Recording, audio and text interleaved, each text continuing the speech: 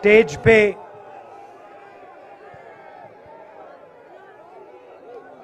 वरिष्ठ नेता,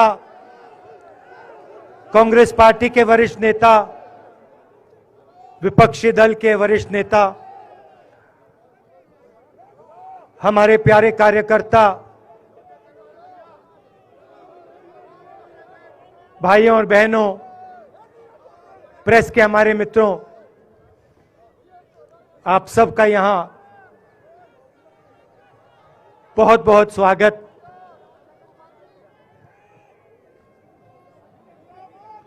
आप आज यहां बर्फ में खड़े हैं, मगर आप में से किसी को सर्दी नहीं लग रही है। आप बारिश में खड़े हुए, कोई भीगा नहीं। गर्मी में आपको गर्मी नहीं लगी, सर्दी में आपको सर्दी नहीं लग रही है, क्योंकि देश की शक्ति आपके साथ है।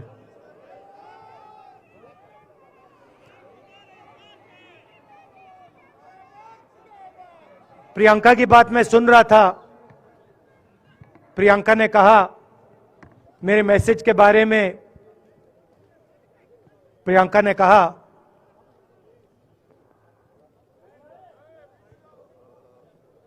नॉर्मली होता नहीं है, मगर मेरे आंख में आंसू आए।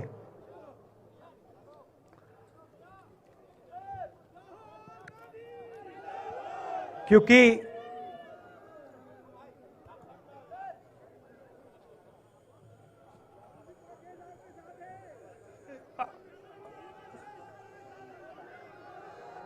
मैं कन्याकुमारी से चला, शुरुआत की और पूरे देश में हम पैदल चले।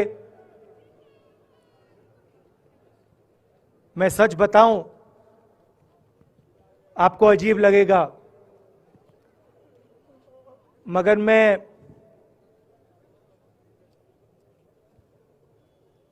बहुत सालों के लिए हर रोज 8-10 किलोमीटर दौड़ता हूं। तो मैंने सोचा था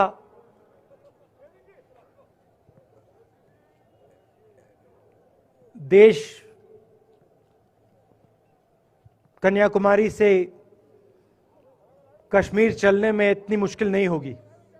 मेरे दिल में था कि आसान होगा, फिजिकली मेरे लिए ये मुश्किल काम, मैंने सोचा था मुश्किल काम नहीं होगा। शायद मैं काफी वर्जिश करता हूं, थोड़ा सा अहंकार आ गया, जैसे आ जाता है।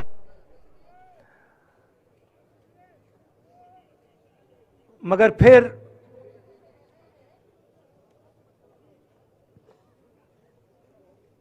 बात बदल गई। जब मैं छोटा था,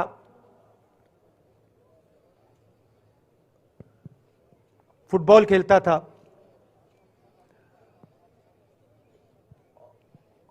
और कॉलेज में जब मैं फुटबॉल खेल रहा था, एक बार मुझे बहुत जोरों से घुटने में इंजरी हुई थी।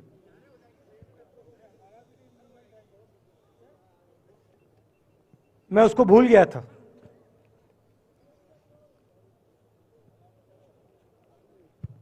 घुटने में दर्द नहीं होता था, भूल गया था उसको,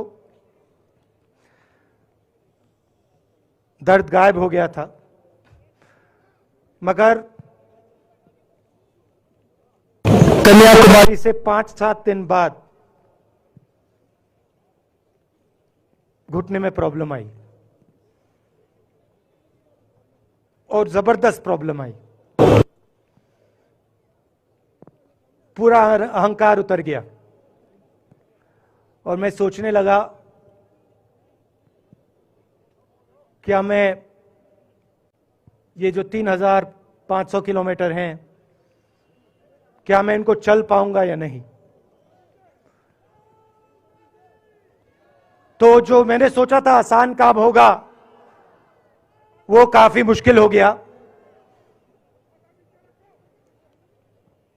मगर फिर मैंने किसी ना किसी तरीके से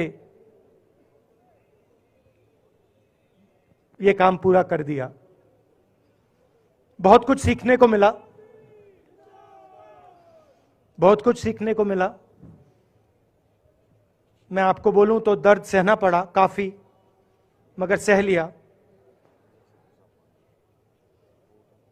और रास्ते में एक दिन मुझे दर्द हो रहा था, काफी दर्द हो रहा था, और मैं सोच रहा था अब 6-7 घंटे और चलने हैं। और उस दिन मुझे लग रहा था कि आज मुश्किल है। और एक छोटी सी बच्ची आई, दौड़ती हुई आई मेरे पास, और मुझे कहती है कि मैंने तुम्हारे लिए कुछ लिखा है, मगर तुम अभी मत पढ़ो, इसको बाद में पढ़ना।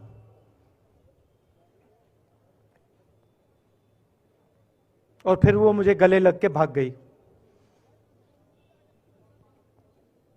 फिर मैंने सोचा अब पढ़ता हूं क्या लिखा है।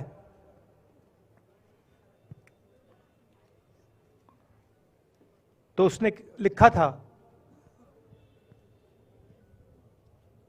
कि मुझे दिख रहा है कि आपके घुटने में दर्द है, क्योंकि आप जब उस पैर पे वजन डालते हो तो आपके चेहरे पे दिखता है कि दर्द है। मगर मैं आपको बताना चाहती हूं कि मैं आपके साथ कन्याकुमारी नहीं चल सकती हूं, क्योंकि मेरे माता पिता नहीं चलने दे रहे हैं। मगर मैं दिल में आपके साथ, आपके साइड में चल रही हूं, क्योंकि मैं जानती हूं कि आप अपने लिए नहीं चल रहे हो, आप मेरे लिए चल रहे हो, और आप मेरे भविष्य के लिए चल रहे हो। और उसी सेकंड में, पता नहीं अजीब सी बात है, उसी सेकंड मेरा दर्द उस दिन के लिए गायब हो गया। दूसरी बात, मैं चल रहा था और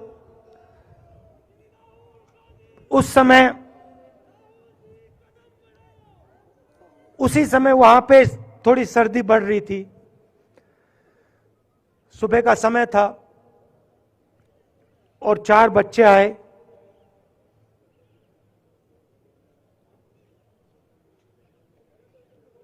पता नहीं कहना चाहिए या नहीं।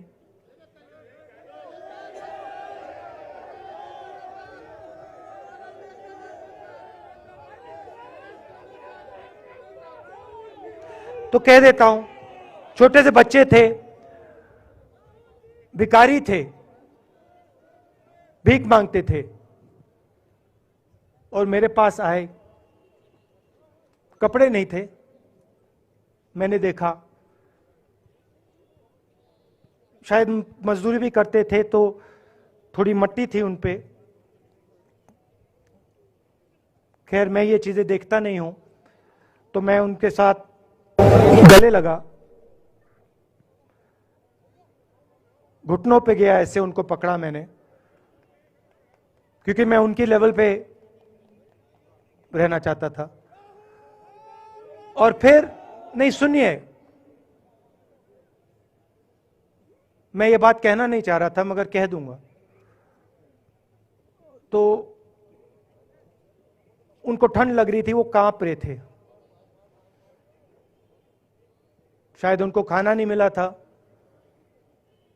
छोटे बच्चे मजदूरी कर रहे थे।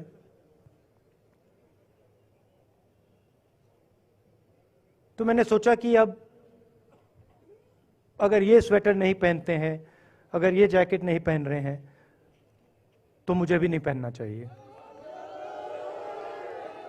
मगर मैं झिझका क्यों आपको बताना चाहता हूं, मैं झिझका क्यों आपको बताना चाहता हूं।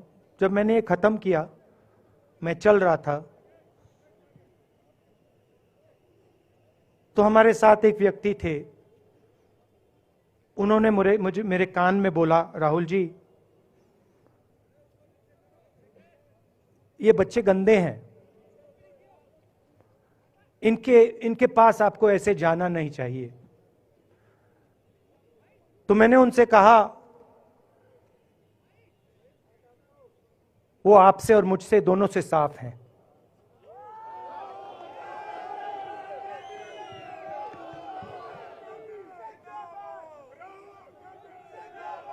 तो देश में कभी कभी यह विचारधारा दिखाई दे जाती है। दूसरी बात आपको बता देता हूं, शायद लोगों को अच्छी ना लगे। जब मैं चल रहा था, आपने देखा होगा कि बहुत सारी महिलाएं रो रही थी। आपने देखा? आपको मालूम है क्यों रो रही थी? नहीं, उसमें से बहुत सारी महिलाएं इमोशनल थी, मुझसे मिलकर रो रही थी, मगर उसमें बहुत सारी ऐसी भी महिलाएं थी जिन्होंने मुझे बोला कि उनके साथ बलात्कार हुआ है, उनको किसी ने मोलेस्ट किया है, उनके किसी रिश्तेदार ने उनको मोलेस्ट किया है। और जब मैं उनसे बोलता था, बहन मैं पुलिस को बताऊं, तो मुझे कहती थी, राहुल जी पुलिस को मत बताइए, हम चाहते हैं कि आपको यह बात मालूम हो, मगर पुलिस को मत बताइए, हमारा और भी नुकसान हो जाएगा। तो ये हमारी देश की सच्चाई है।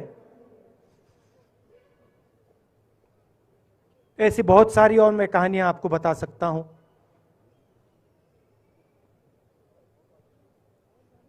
तो फिर मैं कश्मीर की ओर आ रहा था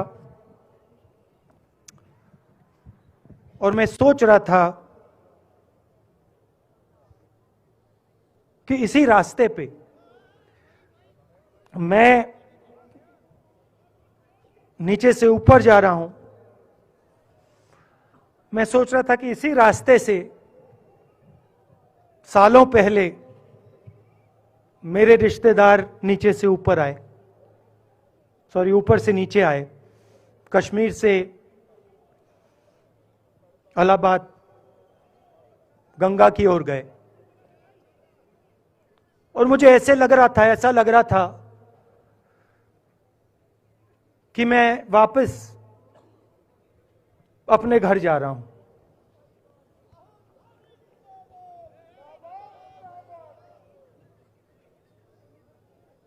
घर मेरे लिए, जब से मैं छोटा था, मैं सरकारी घरों में रहा हूं, मेरा अपना घर नहीं है। तो मेरे लिए घर, जिसको जो स्ट्रक्चर होता है, उसको मैंने कभी घर नहीं माना। वो मेरे लिए, मैं कहीं भी रह लूं, वो एक इमारत होती है, वो घर नहीं होता है। घर मेरे लिए एक सोच है, एक जीने का तरीका है, एक सोचने का तरीका है।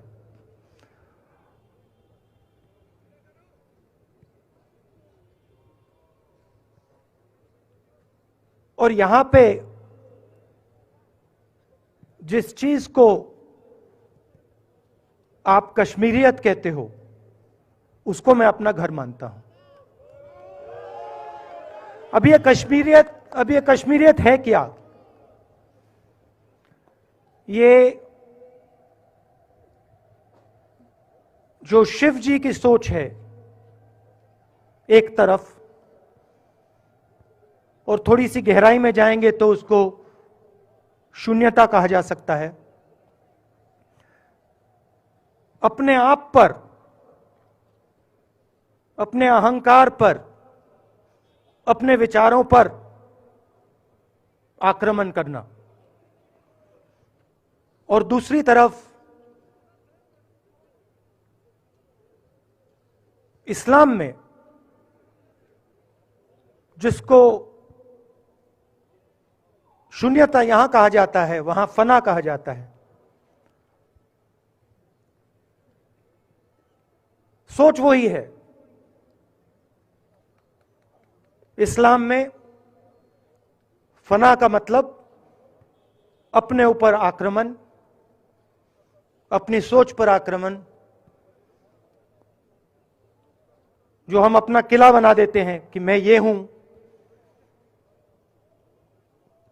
मेरे पास ये है, मेरे पास ये ज्ञान है, मेरे पास ये घर है, उसी किले पर आक्रमण करना, वही है शून्यता, वही है फना।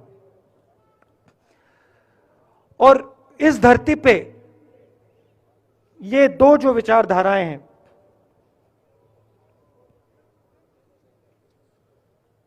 इनका एक बहुत गहरा रिश्ता है और ये सालों से रिश्ता है, जिसको हम कश्मीरियत कहते हैं। यही सोच बाकी स्टेट्स में भी है। गांधी जी वैष्णव जनतों की बात करते थे, जिसको हम यहां शून्यता, फना कहते हैं, उसको गुजरात में वैष्णव जनतो कहा जाता है। असम में शंकर देव जी ने भी यही बात कही। कर्नाटक से हमारे यहां जो लोग आए हैं, वहां बसवा जी ने यह बात कही। केरल में नारायण गुरु ने ये बात की। महाराष्ट्र ने ज्योतिबा फुले जी ने ये बात की। और यहां इसको हम कश्मीरियत कहते हैं। लोगों को जोड़ना और दूसरों पर आक्रमण नहीं करना, अपने आप पर आक्रमण करना, अपनी कमी देखना।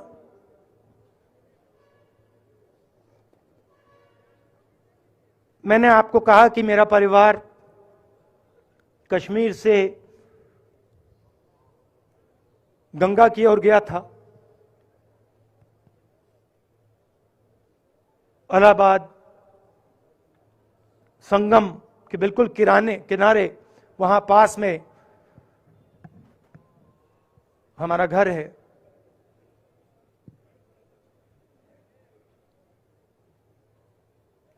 तो जब यहां से वो वहां गए, उन्होंने कश्मीरियत की जो सोच थी उसको गंगा में डाला था। गंगा में ले गए उस सोच को और उत्तर प्रदेश में उस सोच को फैलाया था, जिसको उत्तर प्रदेश में गंगा जमुना तहजीब कहा जाता है।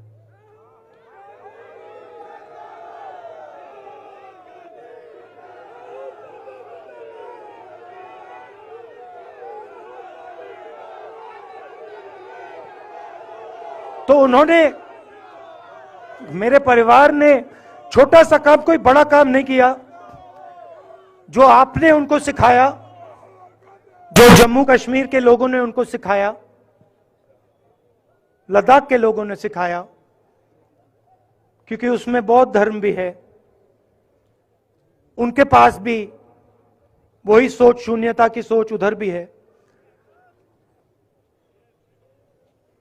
वो उसको ले गए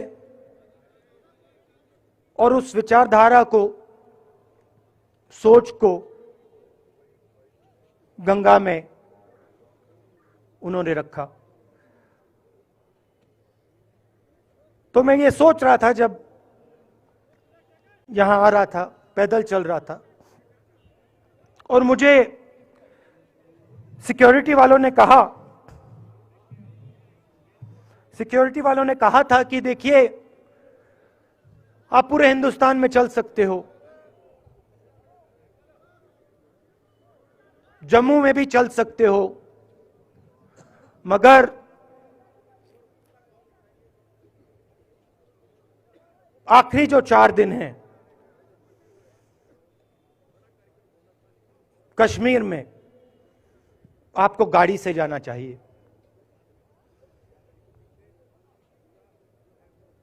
वेणुगोपाल जी ने मुझे कहा पहले, और जो ऑर्गेनाइज कर रहे थे उन्होंने कहा।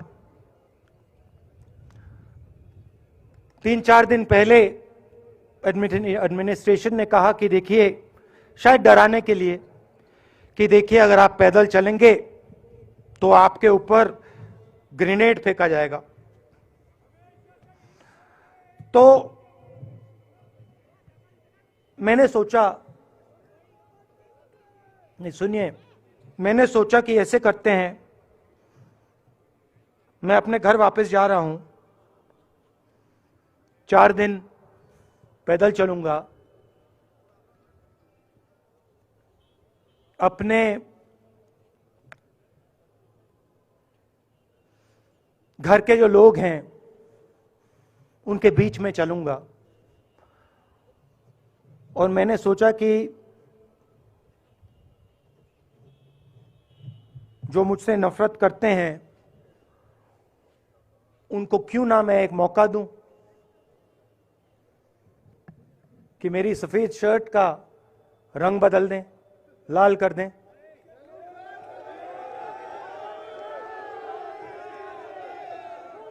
क्योंकि मेरे परिवार ने मुझे सिखाया है, गांधी जी ने मुझे सिखाया है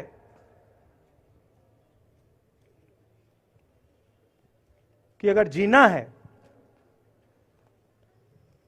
तो डरे बिना जीना है, नहीं तो जीना नहीं है। तो मैंने मौका दिया, मैंने कहा मैं 4 दिन चलूंगा, बदल दो टी शर्ट का रंग, लाल कर दो, देखी जाएगी। मगर जो मैंने सोचा था वही हुआ। जम्मू कश्मीर के लोगों ने मुझे हैंड ग्रेनेड नहीं दिया, अपने दिल खोलकर प्यार दिया, गले लगे।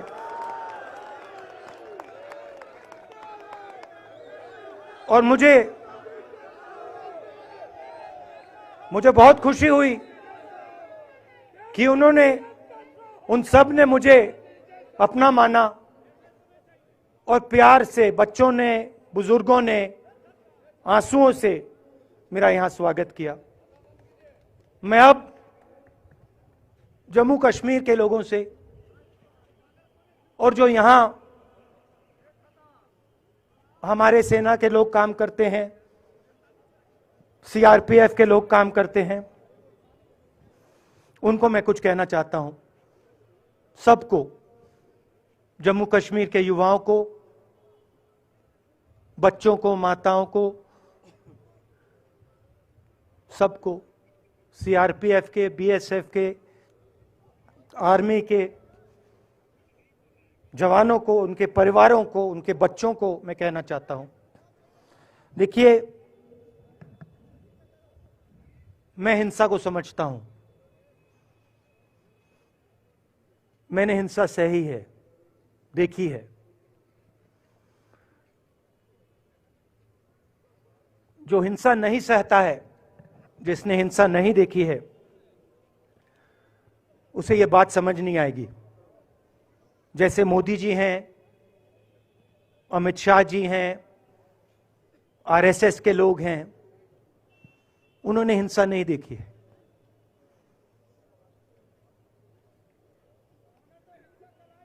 डरते हैं, नहीं डरते हैं, देखिए डरते हैं।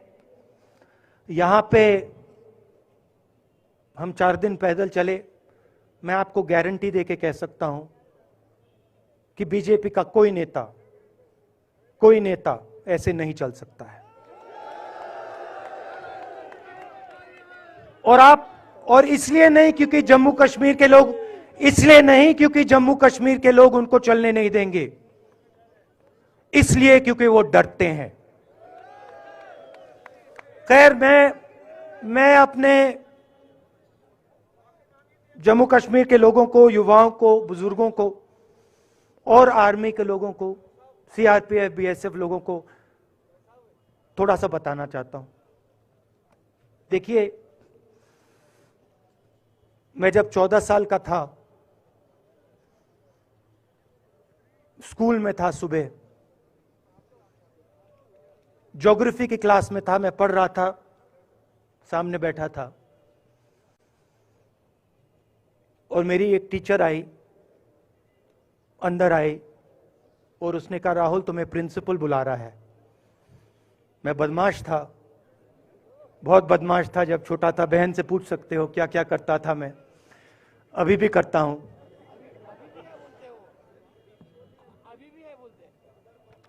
मैंने सोचा प्रिंसिपल बुला रहा है, मैंने कुछ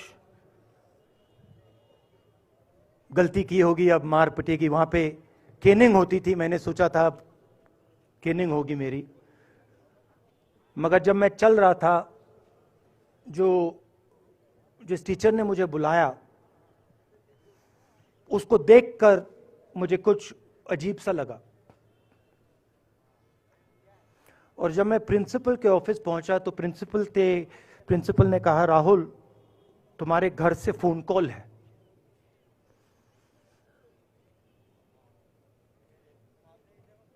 और जब मैंने उसके शब्द सुने मुझे पता लग गया कुछ गलत हो गया है। मेरे पैर कांपे और मैंने जैसे फोन अपने कान पे लगाया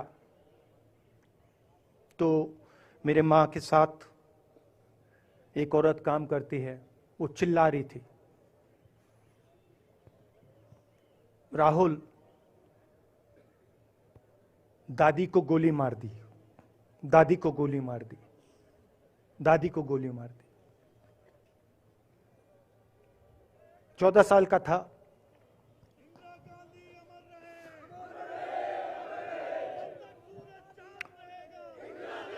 देखिए, ये जो मैं कह रहा हूं, ये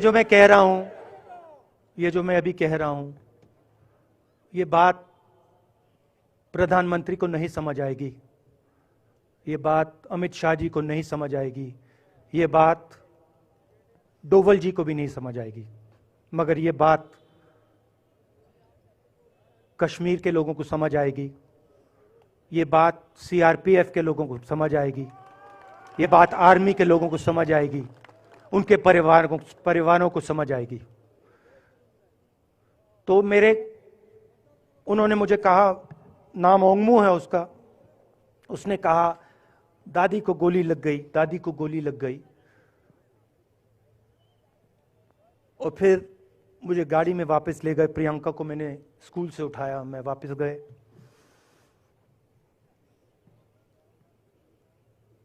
और फिर मैंने वो जगह देखी जहां मेरी दादी का खून था।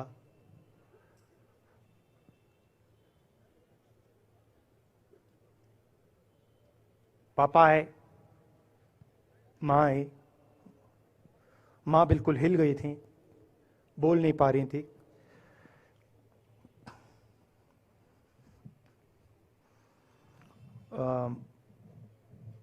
हाँ,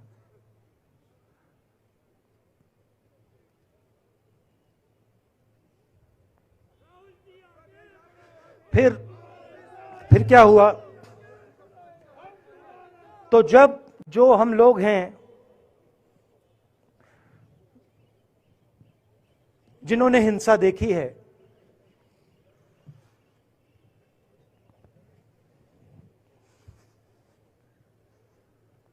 ये जो है ना, इसको हम बिल्कुल दूसरी तरीके से देखते हैं। ये आप सबके लिए टेलीफोन है, ये हमारे लिए सिर्फ टेलीफोन नहीं है।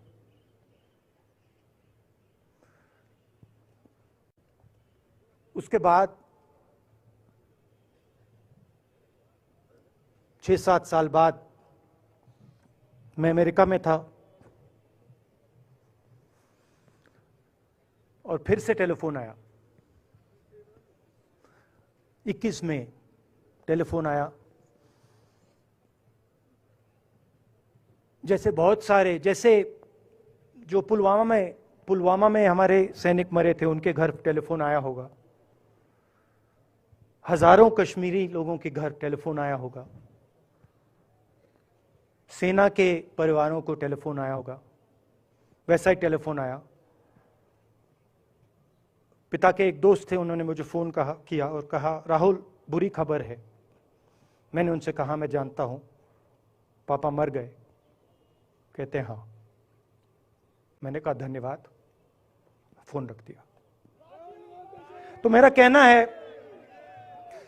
कहना है जो हिंसा करवाता है, जैसे मोदी जी हैं, अमित शाह जी हैं, अजीत डोवल जी हैं, आरएसएस के लोग हैं, वो इस बात को समझ नहीं सकते हैं, वो दर्द को समझ नहीं सकते हैं। हम समझ सकते हैं। पुलवामा के जो सैनिक थे, उनके बच्चों के दिल में क्या हुआ मैं जानता हूं। मेरे दिल में वही हुआ है जो यहां पे कश्मीर में लोग मरते हैं, उनके दिल में क्या होता है। जो फोन कॉल आता है क्या लगता है वो मैं समझता हूं, मेरी बहन समझती है। तो कल किसी जर्नलिस्ट ने मुझसे पूछा यात्रा का क्या लक्ष्य है।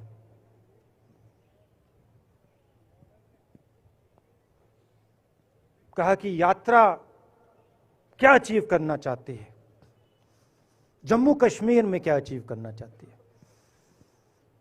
मेरे उस समय दिमाग में आया, मगर मैंने कहा नहीं बोलता हूं, कल भाषण में बोलूंगा। यात्रा का लक्ष्य है कि ये जो फोन कॉल हैं, चाहे ये आर्मी के हों, चाहे सीआरपीएफ के हों, चाहे ये कश्मीर के लोगों के हो, ये फोन कॉल बंद हो जाए।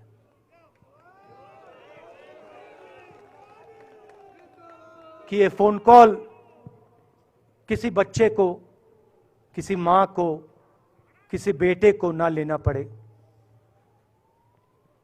मेरा लक्ष्य ये जो फोन कॉल हैं इनको बंद करने का है। अब देखिए, बीजेपी आरएसएस के लोग आक्रमण किस चीज पे कर रहे हैं। मुझे गाली देते हैं, मैं उनका धन्यवाद करता हूं, क्योंकि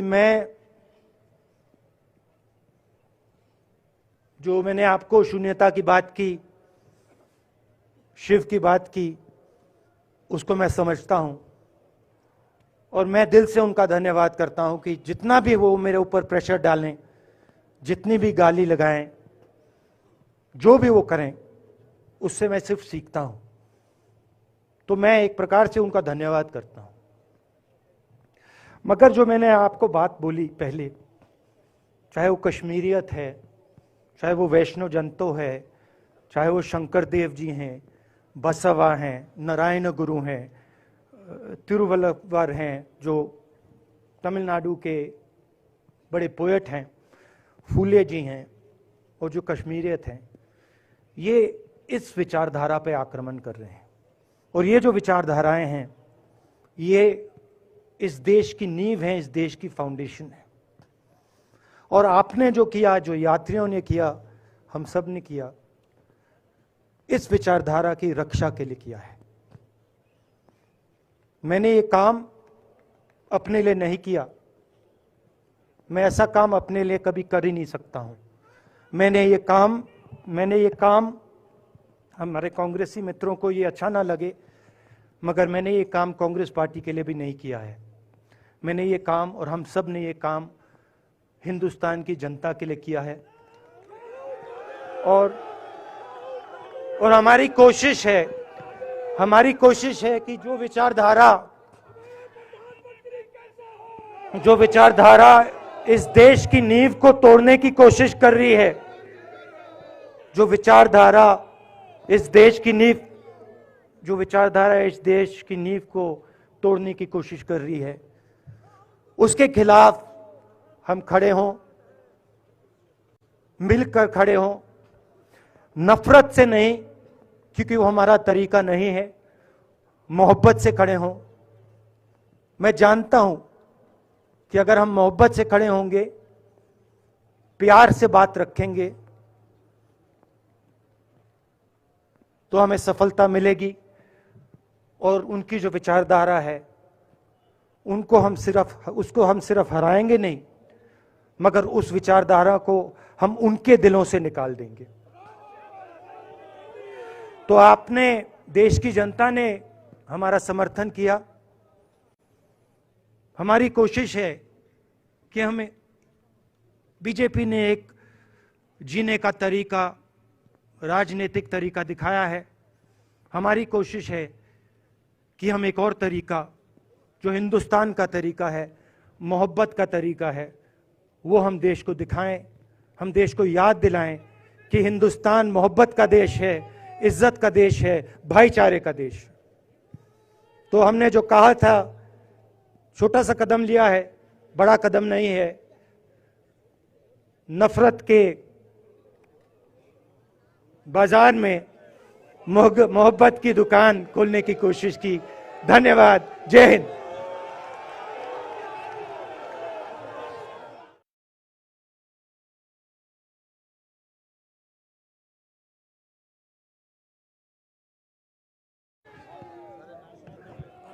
हम राहुल गांधी जी को, उनके सारे नेशनल ये जो पदयात्री थे, और यहाँ पर आज के मौके पर जो हमारे मेहमान दूसरी पार्टियों से आए थे, उनके लीडरान आए थे, CWC के मेंबरान थे, member parliament, chief ministers, PCC presidents, और जो भी यहाँ आज मौजूद थे, उन सब को शुक्रिया करते हैं और अभी फंक्शन को समापन करते हैं।